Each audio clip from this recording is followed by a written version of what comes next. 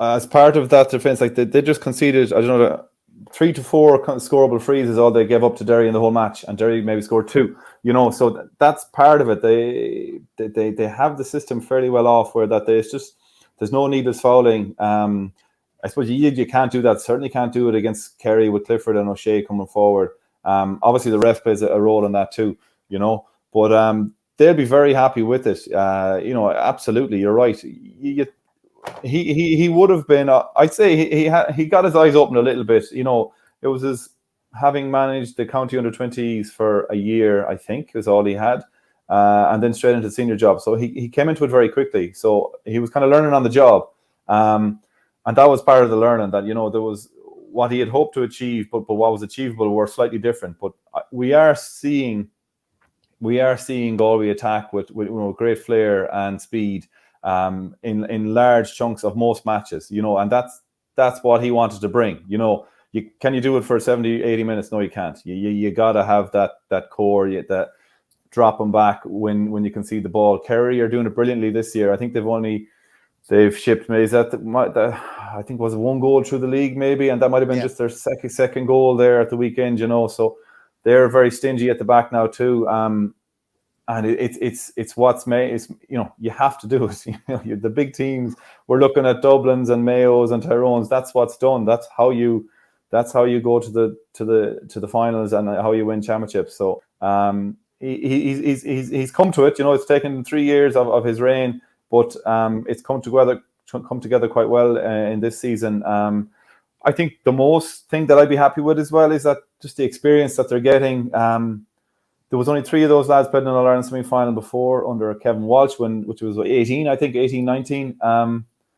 So Armagh ended up being nearly a full house for extra time and penalties. And like that, to me, that game was as good as 2 or 3 games, because you had won it and you had lost it on a few occasions. And to come out the right side of that with that crowd, and not the biggest fan of penalties, but on the back of the penalty shootout, like I think the experience and the confidence gained there was worth a couple of matches to them.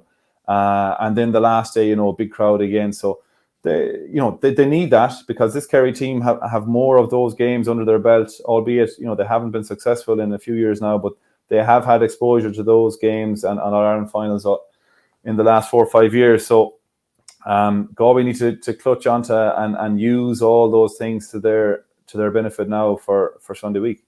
And has your mind already started jumping ahead to potential matchups and how that game might go, Michael? Yeah, I straight away you would, because there's key players. There's big players on both teams. There's nailed on all stars on both teams, and huge contenders for Player of the Year. So, you're wondering, like, what do you do? Is it a one-man job for Clifford, or is it a one and a +1 in front? And the same is, Tom O'Sullivan is lethal. I'd hate to have ever marked him. He's going to be detailed. Is it going to be Shane Walsh or someone like that? I've seen him pick him up before in league matches and do quite well, albeit a good few years ago. Comer, what did they do? Are they going to trust a one-on-one with there, and still have lads coming back in, or are they going to go more defensively? So, Barry in the middle of the field, he usually gets a man marking job anytime he's against Dublin. So will he be given back his own role, or will he be put on Killian McDade, who is sort of that mobile midfielder a la Fenton? There's a lot in it. Like there's a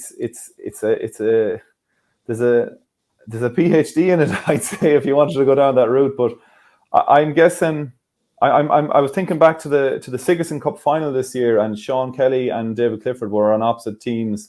And now the conditions and everything were completely different. And NUIG luckily got the win on that even.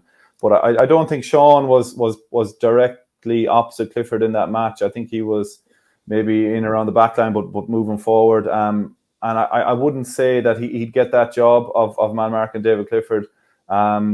Maybe someone like Liam Silt might be given it with Sean Kelly in close proximity to him.